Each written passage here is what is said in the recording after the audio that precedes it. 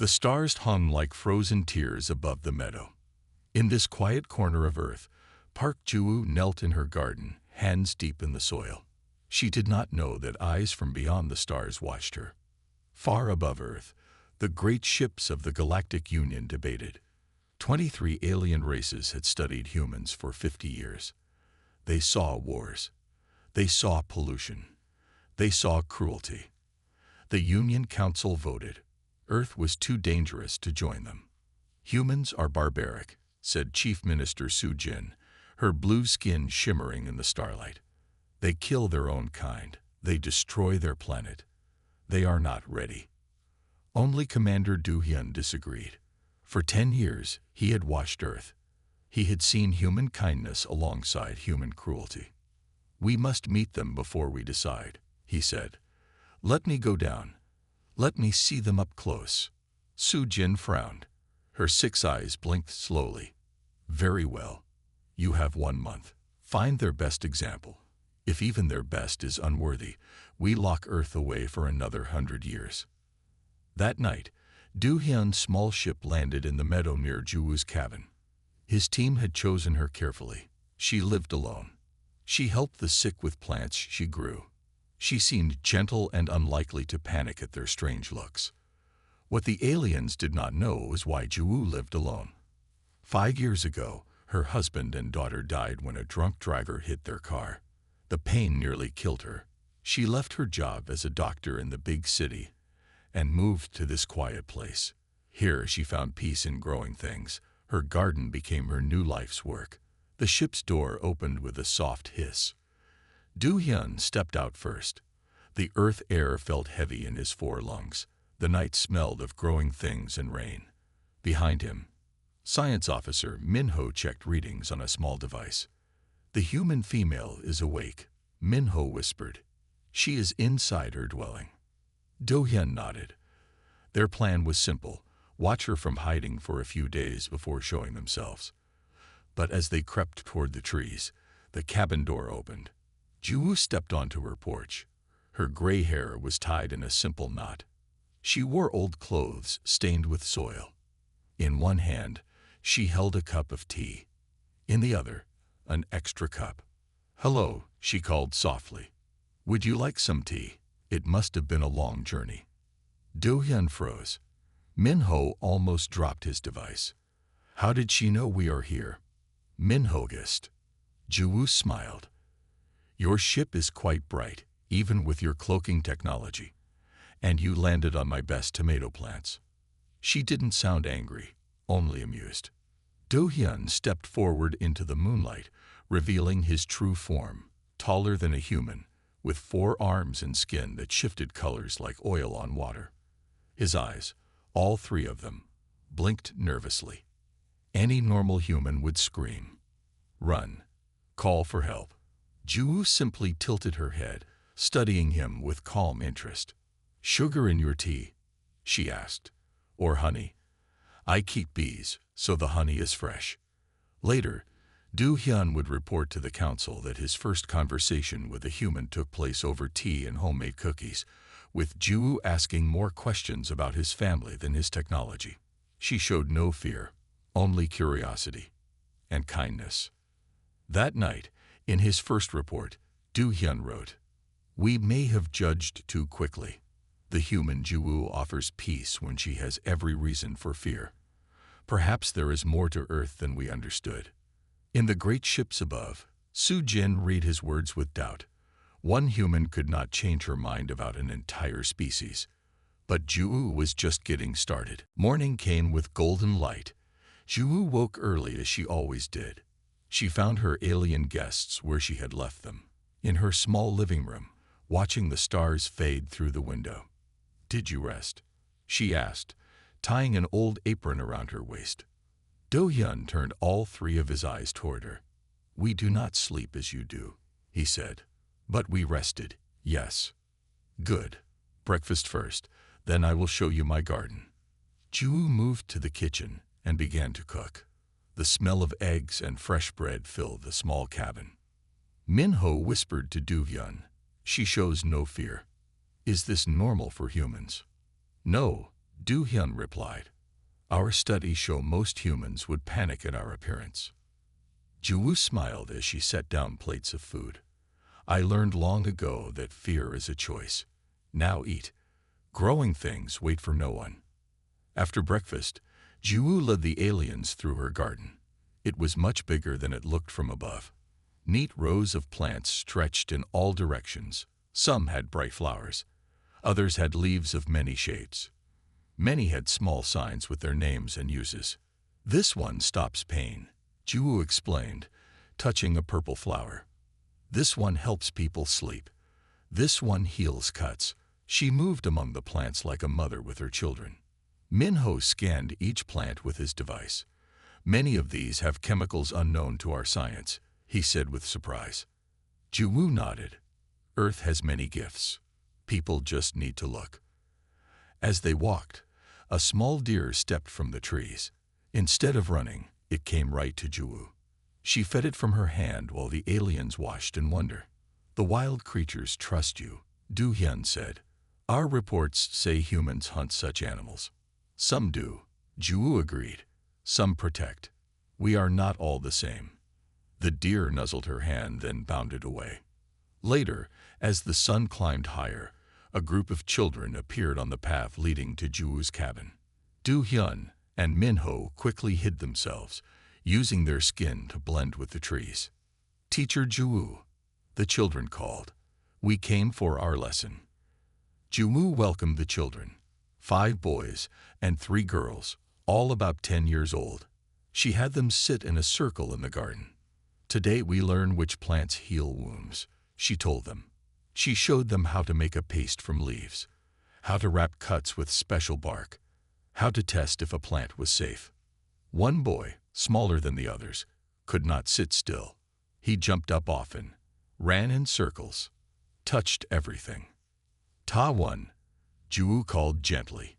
"Come help me dig these roots." The boy ran over, happy to move. Ju gave him a small shovel. He dug with great energy while the other children watched and learned. Hidden in the trees, Du Hyun made notes. "She adapts to the restless child," he whispered to Minho.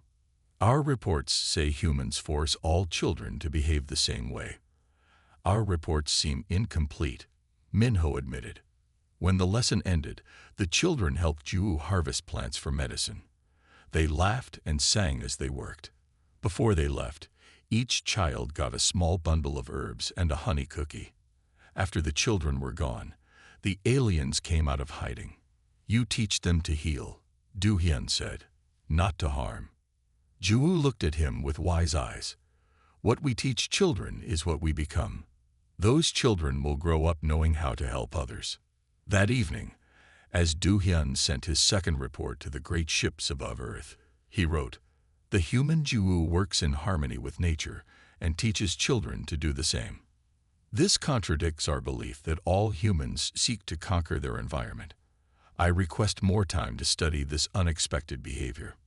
In her room at the council ship, Soo-jin read his words with growing concern. One unusual human could delay their plans for Earth. She decided to send a second team, one that would look for the darkness she knew must exist even in this peaceful garden. On the 5th day of their visit, black smoke rose over the hills beyond Ju's garden. A forest fire had started during the night, and strong winds pushed it toward the small town of New Hope. "Fire," Minho said, pointing to the dark clouds. "Your forest burns." Ju looked up from the herbs she was drying. Her face grew serious. "Yes, and it moves this way." She went into her cabin and came out wearing different clothes. She carried a bag full of medical supplies. "Where are you going?" Du Hyun asked. "To help," Ju said simply. She got into her old truck and started the engine. Du Hyun and Minho exchanged quick looks. Their orders were clear: observe only, never interfere. But they could not let Ju go alone. "We will come with you," Du Hyun decided. "But we must stay hidden from other humans." Ju nodded. "Sit in the back. Cover yourselves with this blanket." They drove fast down the dirt road toward town. Ju's hands were steady on the wheel, But Du Hyun's device showed her heart beating faster than normal. She was afraid, yet she drove toward danger, not away from it. In town, many people ran with fear on their faces, but others worked together, helping old people get into cars. Firefighters in yellow suits directed traffic. Juwoo parked her truck at a school building that now served as a shelter. She helped unload children from buses. She gave water to people who had breathed smoke. She wrapped burns with the herbs she had brought. The quiet gardener becomes a leader in crisis, Minho noted with surprise. People listened to Juwoo. They did what she asked without question. Then a loud crack split the air. Part of the school's roof had fallen in, and the firefighters said 3 people were trapped inside. Smoke poured from the windows. "It's too dangerous," a man in a fire hat said. "We must wait for more help." Juwoo stepped forward. "Those people cannot wait." She took a wet cloth, covered her face, and ran into the burning building before anyone could stop her. Do Hyun's scanner showed Juwoo's fear as a red spike on the screen. "She is terrified," he told Minho. "Yet she goes in." "This contradicts all our data," Minho replied. "Fear should make humans protect themselves first." Inside the burning school, Juwoo found 2 young firefighters and an old teacher. All 3 were trapped under a fallen beam. The smoke was thick, the heat intense. Juwoo's hands shook as she worked to free them, but she did not stop. When other helpers arrived, they managed to get everyone out just before more of the roof collapsed. Outside, Juwoo sat on the ground, coughing from the smoke. Her face was black with soot. Her hands were burned. Do Hyun could not stay hidden any longer. He went to her, not caring who saw him. "You could have died," he said quietly. Juwoo looked up at him with tired eyes. "Yes." "Then why? Why risk yourself for strangers?" "They are not strangers," Juwoo said. "They are people, with families who love them, with futures to live." She looked at her burned hands. "We humans are not perfect. We fight wars. We hurt each other. But we also save each other again and again." That night, after the fire had turned away from the town, Do Hyun sent his most important report yet. The human Juwoo demonstrates a quality we did not expect.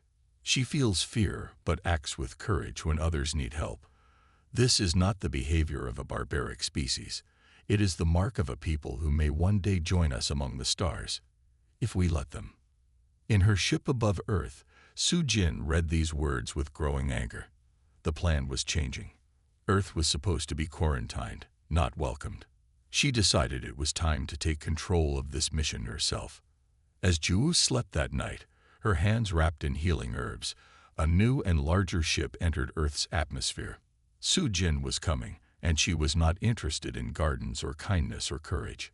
She wanted proof that humans were exactly what the Council had always believed, too dangerous to join the galactic family. Ijin. Soo-jin's ship landed in the night. It was much bigger than Do Hyun's small craft. It glowed with blue light and made the air smell like metal. 6 guards with stern faces stepped out first, followed by Soo-jin herself. She was tall, even for her kind. Her blue skin had dark marks of high rank. All 6 of her eyes moved independently, taking in everything at once. "Commander Do Hyun," she said coldly, "you have broken protocol. You have revealed yourself to a human." Do Hyun stood straight. "Yes, High Minister, but this human is different." Silence. Soo-jin raised one of her 4 hands. "The Council has reviewed your reports. They are concerned. You were sent to confirm Earth's barbaric nature, not to make friends with humans." Minho stepped forward. "With respect, High Minister, our observations suggest the Council's information about humans is incomplete." Soo-jin's eyes narrowed. "Is that so? Then explain why these humans poison their water, why they kill animals for sport, why they fight endless wars." "Some do those things," a quiet voice said from behind them. Juwoo stood in the doorway of her cabin, a blanket around her shoulders. Her burned hands were still wrapped in healing cloths. but not all. We are trying to be better. Su Jin turned all six eyes toward Juwu. So you are the human who has confused my scientists. You should not be awake. Pain keeps me awake, Juwu said simply, showing her bandaged hands. Who are you? I am High Minister Su Jin of the Galactic Union. We have watched your kind for 50 years. We have seen your violence, your greed, your hatred for those who are different. Juwu did not argue. She simply asked, would you like some tea? It helps with sleep. Su Jin blinked in surprise. This was not the reaction she expected. You offer hospitality when I tell you your species has been judged. Yes. Juwu went to her kitchen and began to make tea with difficulty, her bandaged hands slowing her work. Judgment without understanding is never fair. Do Hyun helped Juwu with the teapot. To Su Jin, he said, High Minister, I request you observe this human for 3 more days before making your final report. See what I have seen. Su Jin's face showed no emotion, but one of her hands made a small gesture of agreement. 3 days. No more. Then we decide Earth's fate. Later, as they sat in Juwu's small kitchen drinking tea that tasted of flowers and smoke, Su Jin asked the question that had been bothering her. Why did you go into the burning building? Our data shows humans value their own lives above all else. Juwu looked into her teacup for a long moment. When I was younger, I worked as a doctor in a big hospital. I saw people at their worst and their best. I learned that courage isn't about not feeling fear. It's about feeling fear and acting anyway, when something matters more. What mattered more than your life? Su Jin asked. Their lives, Juwu said simply. The firefighters were young. The teacher had grandchildren. They all had more life to live. Su Jin made a note on her device. This is not consistent with our understanding of human behavior. Perhaps, Do Hyun suggested carefully, our understanding is flawed. That night, the council met in emergency session. Su Jin's presence on Earth was unusual, and many members wanted updates. The human subject shows abnormal behavior patterns, Su Jin reported. She demonstrates altruism beyond her immediate group. She shows no fear of our difference. She treats all life forms with respect. One unusual human does not change our assessment of the species, an older council member argued. True, Do Hyun said, but what if she represents a growing trend? What if humans are evolving morally as well as technologically? The debate lasted hours. Some council members wanted to proceed with the original plan, declare Earth barbaric, and quarantine the planet for 100 years. Others were curious about Juwu and wanted more data. In the end, they compromised. Earth would be given one final test.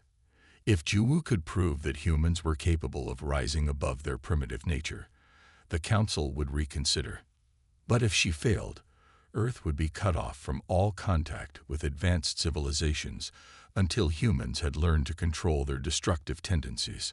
As dawn broke over Juwu's garden, she had no idea that her actions in the coming days would determine humanity's place in the galaxy.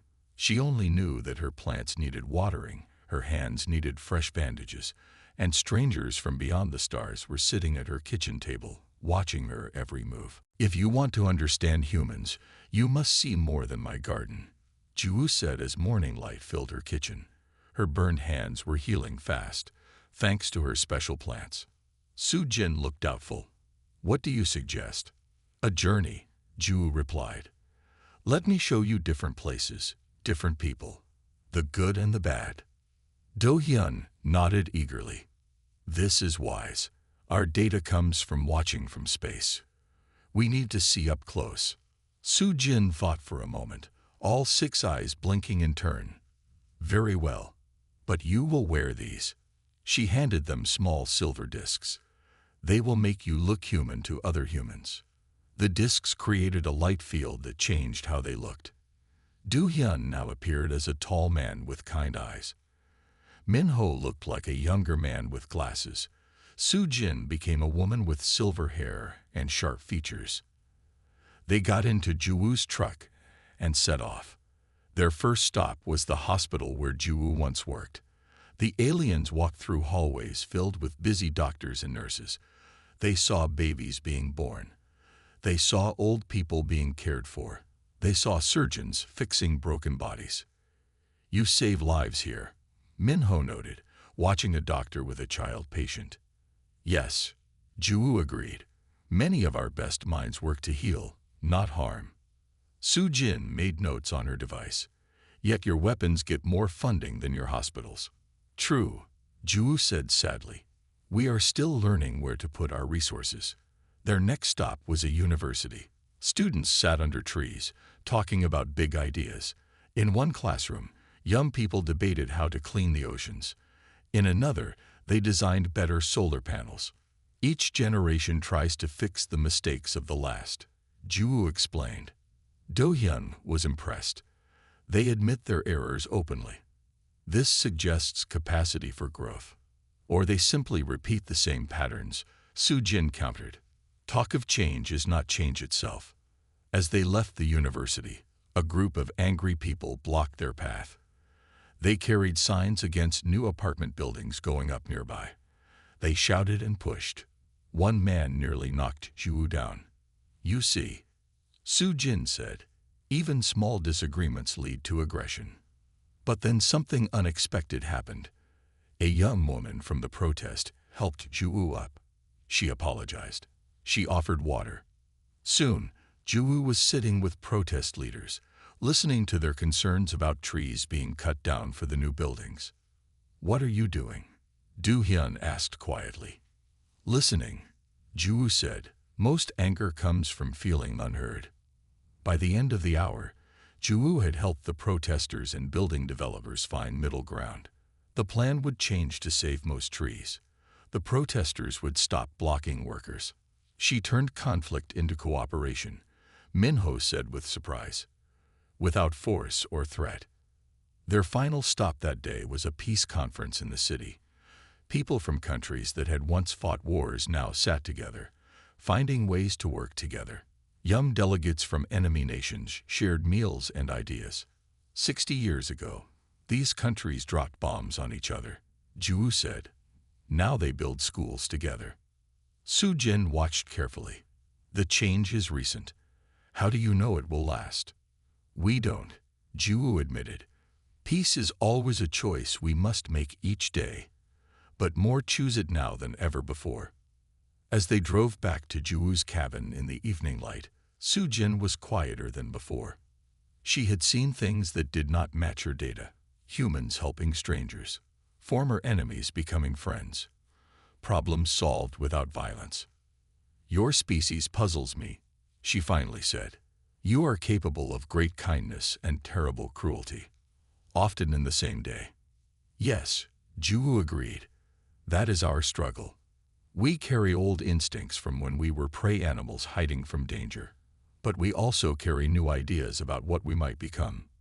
Back at the cabin, as night fell, Su Jin sent a message to the council. Investigation continues. The human subject has shown us aspects of Earth society not visible from orbit. Request additional time for assessment.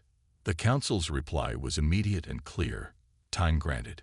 But be warned, our sensors detect unusual activity near the human's dwelling. A local threat approaches. This may reveal the human's true nature. Su Jin looked out the window at the dark trees. What was coming? And how would Juwu respond when truly tested? The answer would determine whether Earth's future pointed toward the stars or toward isolation. The unusual activity the council warned about arrived the next morning in the form of 3 black cars. Men in expensive suits stepped out, led by a tall man named Director Han. His smile did not reach his eyes. Ms. Park, he called as he approached Juwu's cabin. We need to talk about your land. Juwu stood on her porch, calm but alert. Do-hyun, Min-ho, and Su Jin watched from inside, still wearing their human disguises. My land is not for sale, Mr. Han, Juwu said. I told your company this last month. Director Han's smile tightened. Things have changed. The New Hope Development Project will bring jobs and money to this area. Your garden is the only property we still need. He unrolled a large map on Juwoo's porch table. This whole valley will become Green Valley Estates, luxury homes, a shopping center, a golf course. And what about the medical plants that only grow here? Juwoo asked. The clean water that feeds the town. The animals that live in these woods. Han waved his hand as if brushing away flies. Progress requires sacrifice. We'll pay triple market value. Inside the cabin, Soo-jin whispered to Do-hyun, "This is the true test. Humans always choose money over nature. She will sell." But Juwoo shook her head. This land is not just dirt with a price tag. It feeds the town with fruits and vegetables. It provides medicine for those who cannot afford doctors. It cleans the air and water. It has value beyond money. Han's face hardened. "Don't be difficult, Ms. Park. This project will happen with or without your cooperation." He pointed to a paper. "We have permits. We have government support. Construction starts next week on the surrounding land." "That is your right," Juwoo said, "but my land remains my land." After Han and his men left, Juwoo sat quietly at her kitchen table. The aliens joined her, curious about her calm in the face of threats. "You are not angry?" Minho asked. "Anger clouds thinking," Juwoo said, "and I need clear thoughts now." Soo-jin studied Juwoo carefully. "Our data shows humans fight to protect territory. Why didn't you threaten him or show aggression?" "Fighting is not always the strongest response," Juwoo explained. Han expected anger. "He knows how to use anger against people, so I gave him calm instead." That afternoon, Juwoo made many phone calls. She spoke with town leaders, with newspaper reporters, with scientists who studied the rare plants in her garden. By evening, her kitchen was full of people planning how to protect not just her land, but the whole valley. "We'll test the stream that runs through all our properties," said an older woman. "If they've already polluted it with their early work, we can file complaints." "I've called the university," added a man in glasses. "They're sending researchers to document the rare plant species. That could force an environmental review." Do-hyun watched in amazement.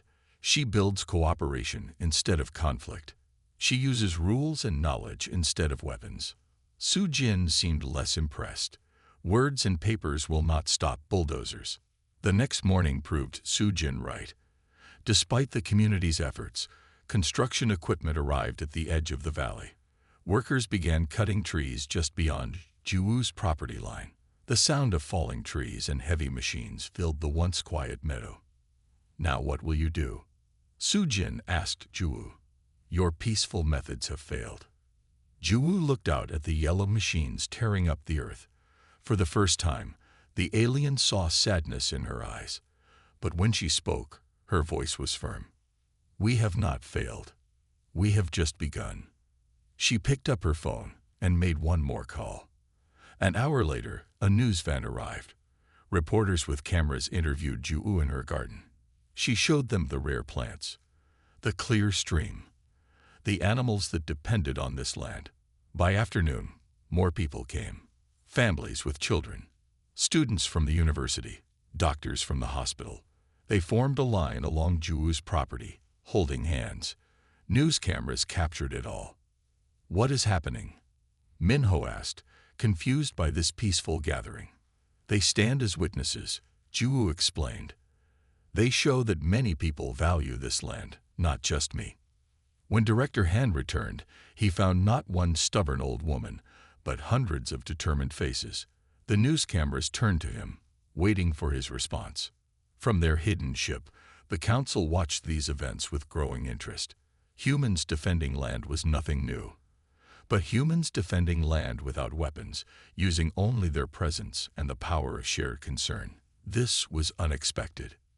The true test of Juwoo's approach was just beginning. Director Han did not back down easily. When the news cameras left and darkness fell, he sent security guards to watch Juwoo's property. Large lights were set up at the edge of her land, shining all night into her garden. A common tactic, Soo-jin observed. Pressure and intimidation. The next morning, something new arrived. A government official named Officer Kim. He wore a uniform and carried official papers. "Ms. Park," he said stiffly, "these are inspection orders. We need to check your property for safety violations." Juwoo looked at the papers carefully. These orders were signed yesterday. "Very quick work, Officer Kim." The man did not meet her eyes. "Just doing my job." Inside the cabin, watching through the window, Do Hyun's disguised form tensed. This is wrong. The government official is helping the corporation. It is how humans operate, Soo Jin said. Power aligns with money. But again, Juwoo surprised them. She welcomed Officer Kim into her garden. "Inspect everything," she said calmly. "I have nothing to hide." As the officer walked through her property, Juwoo pointed out each plant and its medical use. She showed him the clean spring water. She introduced him to the families who came for free vegetables. By the time they reached the back of her garden, Officer Kim's strict face had softened. "My mother used plants like these for medicine," he admitted. "She could not afford doctors." "Many cannot," Juwoo said gently. "That is why this garden matters."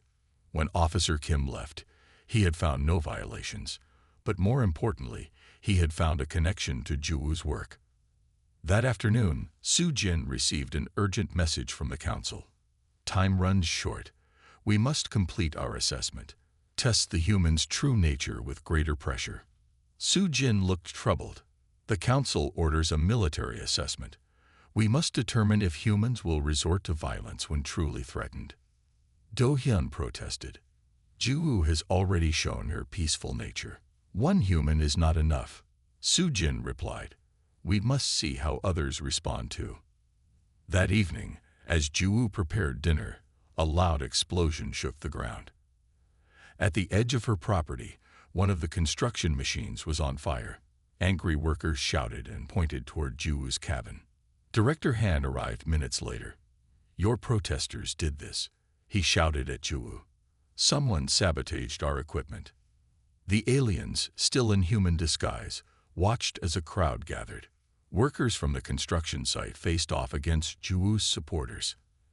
Angry words were exchanged. Fists were raised. "Now we see the true face of humanity," Soo Jin said quietly. When pushed, they turned to violence. But Juwoo walked into the space between the angry groups. She raised her hands, asking for quiet. "Violence solves nothing," she called out clearly. "Whoever damaged the machine was wrong. That is not our way." A young man from her side stepped forward. "They're destroying our valley. We had to stop them." "Not like this," Juwoo said firmly. "If we use their methods, we become what we fight against." The young man looked down, ashamed. Others from Juwoo's side nodded in agreement.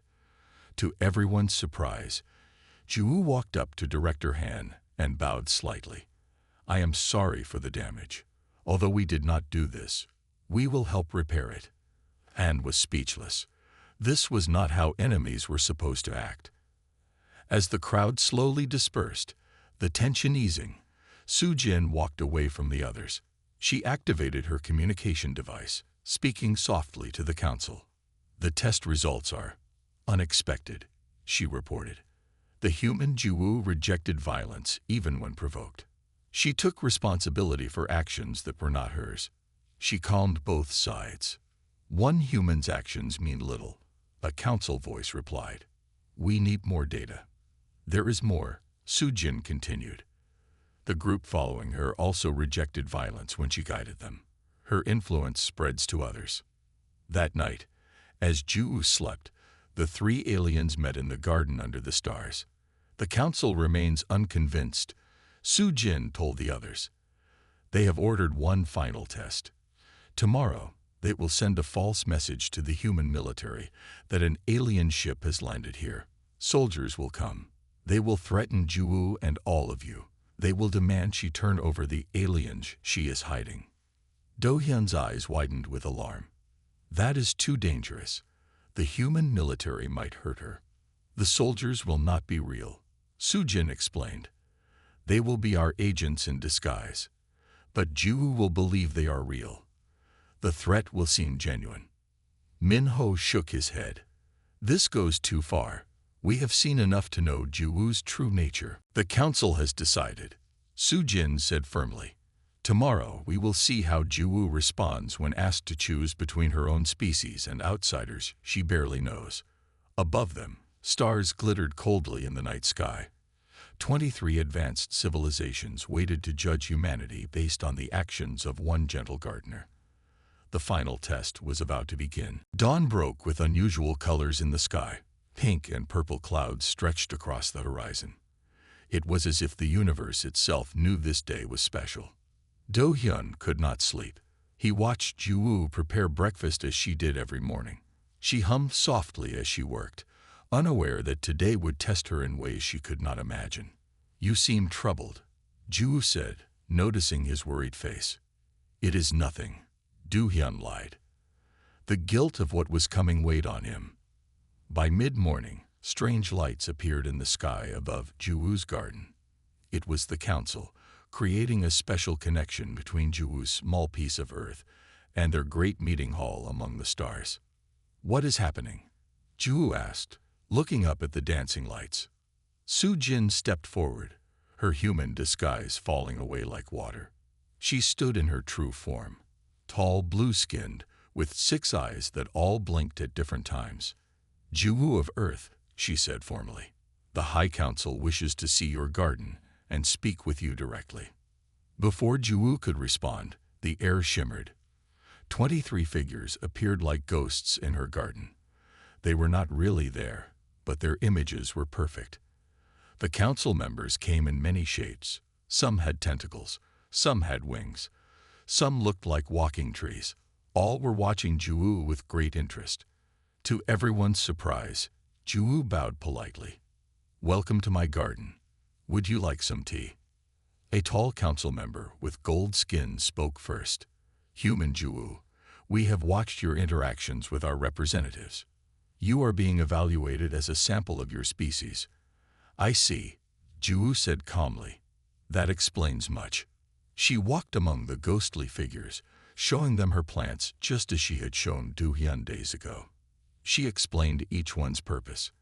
How this leaf reduced fever, how that root helped heal broken bones. You grow plants from other worlds, noted a council member shaped like a giant caterpillar. Plants are plants, Jiwoo said. If they heal, their home world matters little. As she led the council through her garden, Do Hyun noticed movement at the edge of the property. Right on schedule, 5 humans in military uniforms approached. They carried weapons and moved with stiff purpose. They were not real soldiers but council agents in disguise. But Jiwoo would not know this. Stop where you are, the lead soldier called out. This area is under quarantine.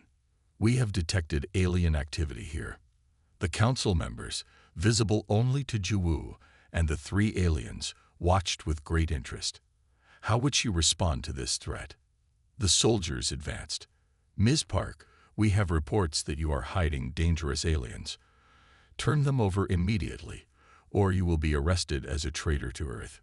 Jiwoo looked at the armed men, then at her alien guests, then at the council watching from across the galaxy. She took a deep breath and stepped between the soldiers and her visitors.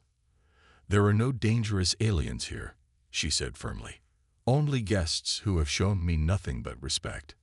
Step aside, ma'am, the soldier ordered. This is a matter of global security. I will not step aside, Jiwoo said. Her voice was quiet but strong. If you wish to harm my guests, you must go through me first. They are not even human, the soldier argued. Why protect them? Jiwoo stood straight, though she was much smaller than the armed men. Because it is right. Because kindness should not stop at the boundaries of species. Because if humans ever hope to join the stars, we must learn that difference is not danger. The soldiers raised their weapons. This was the moment of truth. Would Jiwoo break? Would she surrender her alien friends to save herself? Instead, she spread her arms wide, making herself a bigger target. I will not move, she said simply. Do what you must. In the silence that followed, one of the council members, a being made of shifting smoke and light, spoke. This test has gone far enough. The human has demonstrated remarkable courage and principle. The soldiers lowered their weapons. Their forms shimmered and changed, revealing them as more aliens. Juwu blinked in surprise. It was all a test. Yes, Su-jin admitted, one I did not fully agree with, but the council required final proof of your nature. Juwu looked at each alien face, including Do-hyun's. You lied to me. Do-hyun hung his head. Yes, I am sorry. To his surprise, Juwu smiled gently. Perhaps that too was a necessary test, to see if I could forgive. The gold-skinned council leader moved forward. Human Juwu, in all our studies of Earth, we have seen violence, greed, and destruction. Yet in you, we see something else. You protect those different from you. You choose peace even when threatened. You forgive those who deceive you. I am just one human, Juwu said. Many are far better than me. Perhaps, the leader replied. But you have shown us a possibility we did not see before. The possibility that humans might one day be worthy partners in the galaxy. As the council members discussed among themselves, Director Han's black car pulled up to the edge of the property. The final confrontation with the development company was about to begin, even as the aliens decided humanity's fate. Juwu looked from the approaching Han to the debating council and took a deep breath. This would be her most important day in the garden she had tended for so many years. A day when she would defend not just her own small piece of Earth, but humanity's place among the stars. Director Han stepped out of his black car. Behind him came men with papers and more security guards. His face showed surprise at the strange lights in the sky, but he pushed forward anyway. Ms. Park, he called out, this is your final chance. Sign these papers now, or we begin work tomorrow with or without your permission. His voice was hard, but his eyes showed a hint of worry at the odd scene before him. Juwu stood in her garden, surrounded by the ghostly images of the council members. Do-hyun, Min-ho, and Su-jin had dropped their human disguises and stood in their true alien forms. The fake soldiers had moved aside. It was a moment when two worlds met, the small human world of business and land deals, and the vast alien world of galactic judgment. Juwu looked at Han with clear eyes. This garden will not be destroyed, she said simply. Not today. Not tomorrow. You can't stop progress, Han argued, trying to ignore the strange beings around her. The law is on our side. Perhaps a higher law matters more, Juwu replied. She turned to the council. You have judged humans as violent and destructive. Often, you are right, but we are also capable of growth and change. She walked to a young tree at the edge of her garden and placed her hand on its trunk. This tree was a seed 5 years ago. In 50 years, it will clean more air than 100 machines. In 100 years, it will shelter thousands of creatures. What building can promise the same? The gold-skinned council leader moved closer. Human Juwu speaks truth. Life builds upon life in ways that machines cannot. Director Han stepped back, finally unable to ignore the aliens. What is happening here? Who are these people? Juwu smiled gently.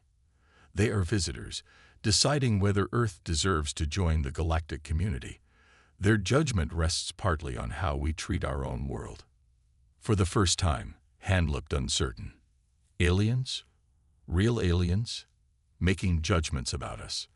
The council leader nodded. We have watched Earth for 50 years. We have seen your wars, your pollution, your cruelty. But we have also seen this garden, this woman, this small piece of Earth where life is respected. Han looked around, seeing Juwu's garden with new eyes. The rare plants, the clean water, the animals that lived in harmony.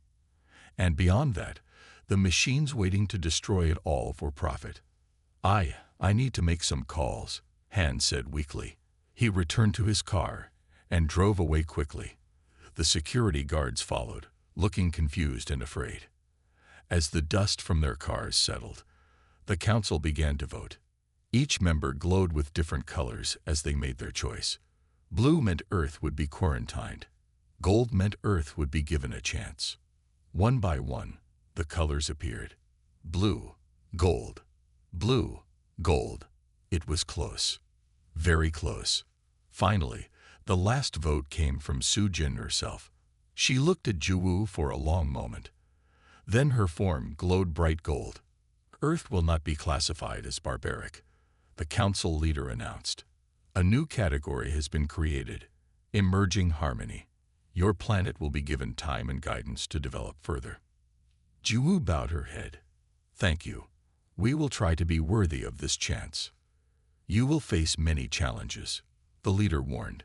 Your people must learn to value life over profit, peace over power, growth that builds rather than destroys. It will not be easy, Ju-woo agreed, but nothing important ever is. One by one, the council members faded away, returning to their distant worlds. Only Do-hyun, Min-ho, and Su-jin remained. I must return to the stars, Su-jin told Ju-woo. But others will come. Peaceful contact will begin slowly. Your world must be prepared. Will you stay? Ju-woo asked Do-hyun. To help prepare us. Do-hyun smiled.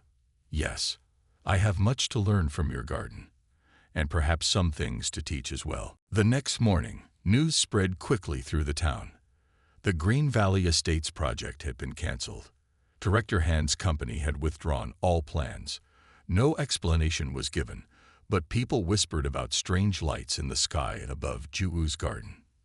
In the weeks that followed, something new began in that small valley. Scientists came to study Ju-woo's rare plants. Students came to learn. Families brought sick children to be healed. And in a quiet corner of the garden, Ju-woo and Do-hyun planted new seeds from distant worlds. They called Earth barbaric, Do-hyun said as they worked the soil together. And sometimes we are, Ju-woo admitted, but we can be gentle too. We can learn. We can grow. Like these seeds.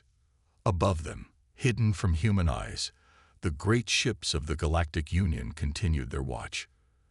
But now they looked with hope rather than judgment. Earth had been given a chance, because one gentle soul had shown them humanity's better nature. And in Ju-woo's garden, where flowers from Earth now grew beside plants from distant stars, a new understanding took root, one that would someday spread across the galaxy. In the end, it was not Earth's technology or power that earned its place among the stars. It was a simple gardener who understood that true strength lies in gentleness, and that the greatest victories come not from conquering others, but from nurturing life in all its forms.